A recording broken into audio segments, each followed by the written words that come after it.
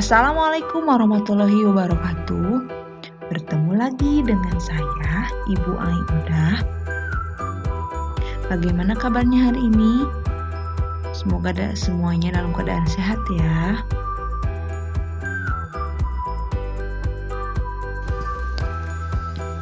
Anak-anakku, pada kesempatan ini kita akan belajar tentang tema 2, yaitu selalu berhemat energi, subtema 1, sumber energi, dan pembelajaran 1.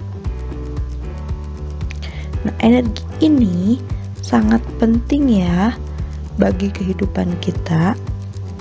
Jadi semua makhluk hidup yang ada di bumi ini membutuhkan energi. Nah, untuk itu, apakah kamu tahu sumber-sumber energi yang ada di bumi ini? Nah, untuk itu, sebelum kita mempelajari tentang apa itu sumber-sumber energi yang ada di sekitar kita ini, kita lihat dulu gambar berikut. Nah, ini juga ada di buku kalian ya. Nah, di gambar ini kalian bisa amati ada orang yang sedang olahraga, ada ibu-ibu yang menjemur pakaian, ada bayi, ada pohon, dan ada matahari. Kalian bisa menebak ya bahwa ini terjadi di siang hari karena ada matahari. Nah, gambar ini berhubung ke selanjutnya. Jadi setelah kalian mengamati gambar ini, kalian bisa langsung menjawab pertanyaan berikut. Nah, di sini kalian harus menjawab pertanyaan-pertanyaan yang ada pada gambar tadi yang kalian amati. Di sini ada 3 pertanyaan. Yang pertama, apa yang diceritakan gambar tersebut? Jadi kalian bercerita di gambar tersebut itu ada apa saja. Tadi Ibu sudah sedikit menjelaskan ya. Selanjutnya, dari gambar tersebut apa saja manfaatnya bagi keluarga tersebut. Jadi dengan melihat gambar tersebut, kalian dapat mengetahui manfaat dari matahari itu untuk apa saja. Nah, ditulis kalian, kemudian kemukakan alasannya. Yang ketiga, apakah kamu dapat menyebutkan contoh lain dan manfaat matahari bagi kehidupan kita sehari-hari? Kalian tuliskan apa manfaatnya selain dari yang ada pada gambar tersebut.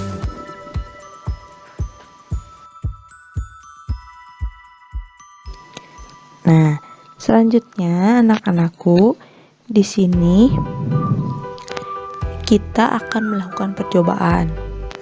Kalian bisa baca di buku paket halaman kalian, yaitu halaman 3. Atau kalian bisa melihatnya di sini. Jadi, percobaannya itu adalah membuktikan tentang bahwa panas matahari itu sangat penting untuk keberlangsungan makhluk hidup. Jadi, panas matahari sebagai sumber energi sangat penting bagi keberlangsungan makhluk hidup. Nah, percobaannya sangat gampang sekali. Jadi, siapkan tisu, kertas, dan sapu tangan. Jika tidak ada kertas karton, kalian bisa menggunakan kertas kalian. Nah, siapkan juga wadah air. Nah, ketiga benda tersebut kalian bisa celupkan. Setelah itu angkat dan simpan. Ada yang disimpan di dalam ruangan dan ada yang disimpan di luar ruangan. Nah, dengan itu kalian amati beberapa waktu selama maksimal itu 1 jam atau 60 menit. Namun sebelum mengamati 60 menit, kalian bisa mengecek selama 15 menit apakah dengan menggunakan sinar matahari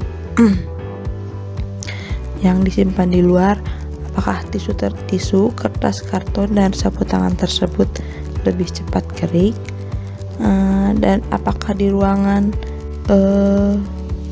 tidak cepat kering. Nah, itu kalian bisa amati ya, dari selama 15 menit, 30 menit, dan 60 menit. Nah, dari percobaan kalian tersebut, kalian harus membuat laporan kegiatannya seperti yang ada di buku kalian, yaitu pada halaman 3, atau kalian bisa melihatnya di ini tentang laporan kegiatan percobaan. Nah, kalian bisa menulis nama percobaannya itu apa. Kalian tulis, berarti nama percobaannya itu adalah membuktikan panas matahari melalui benda. Bisa ya, bisa seperti itu, bisa, boleh. Tujuannya untuk apa? Tujuannya untuk mengetahui pentingnya energi matahari untuk keberlangsungan makhluk hidup. Nah, kalian tulis alat-alatnya apa saja. Misalnya, kan ada tadi kalian tisu, kertas, kemudian sapu tangan. Nah, kertas kalian bisa dirubah, bukan hanya karton, kertas biasa juga bisa. Kemudian air, wadah, nah, kalian tulis di sana. Kemudian langkah kerja. Nah, langkah kerjanya seperti apa? Nah, di buku juga ada ya. Jadi siapkan dulu, misalkan tisu, kertas, dan sapu tangan, dan juga air di dalam wadah.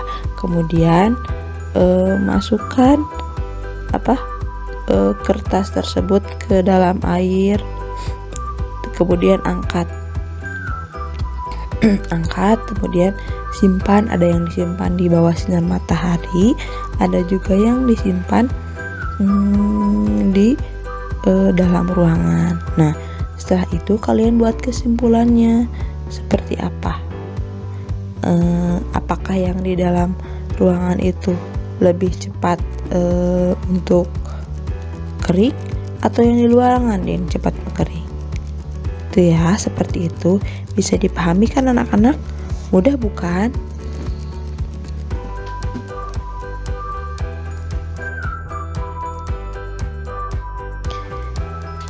Anak-anakku, nah di sini ada bacaan.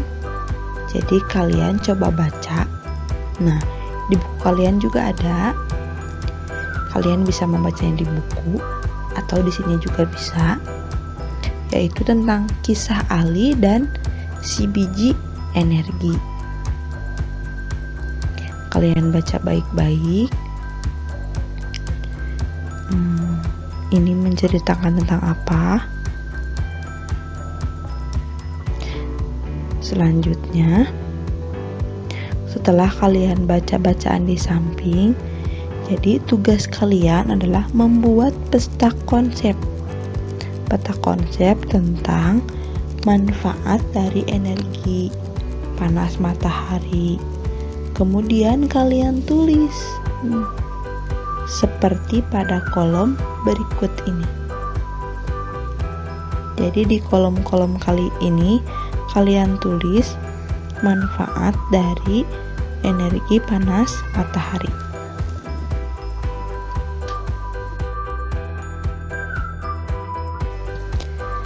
Nah, setelah kita membahas tentang manfaat energi matahari, ini juga berhubungan dengan sumber daya alam.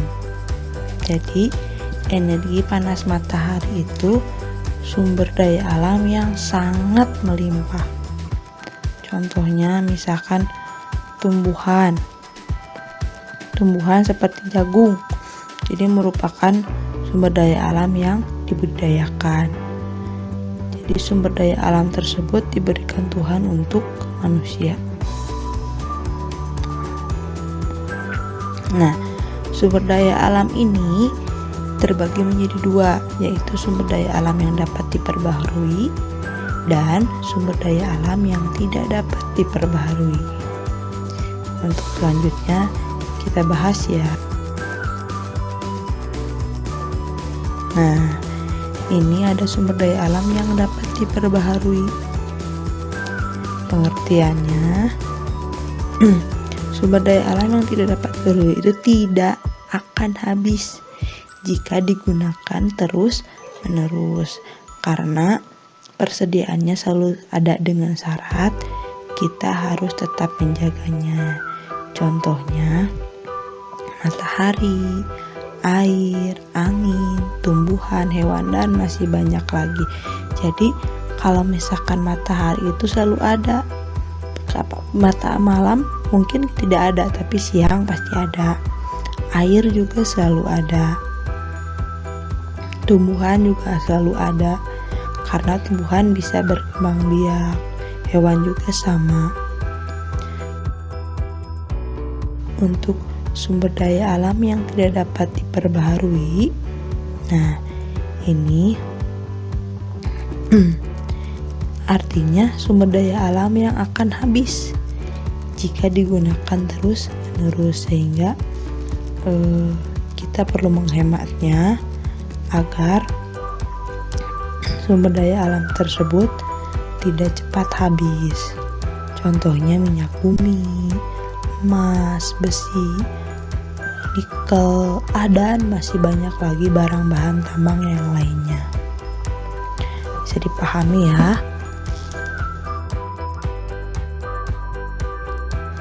Nah, ini sebagai bahan latihan yang berhubungan dengan sumber daya alam.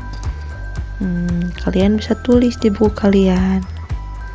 Jadi yang pertama, menuliskan 3 sumber daya alam yang dapat diperbaharui dan yang tidak dapat diperbaharui. Kalian tulis ya. Contohnya apa saja. Tadi ibu sudah membahasnya. Kalian bisa memutar ulang video ini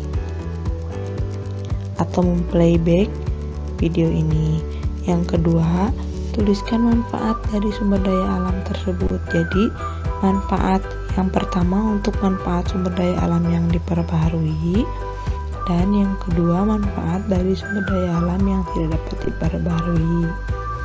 Untuk nomor 3, apa yang harus dilakukan agar sumber daya alam tetap lestari? Jadi untuk melestarikan sumber daya alam agar tetap ada meskipun sumber daya alam tersebut tidak cepat habis, itu seperti apa? Kalian bisa tulis di sini, tulis ya jawabannya. Nah, yang untuk nomor 4, apa saja dampaknya bagi manusia jika tidak mampu menjaga kelestarian sumber daya alam? Jadi, jika manusia tidak mampu menjaga kelestariannya, baik sumber daya alam diperbaharui atau sumber daya alam yang tidak dapat diperbaharui, itu bagaimana kejadian selanjutnya, jadi dampaknya seperti apa. Itu ya latihan dari ibu. Terima kasih untuk pembelajaran hari ini. Selamat mengerjakan. Assalamualaikum warahmatullahi wabarakatuh.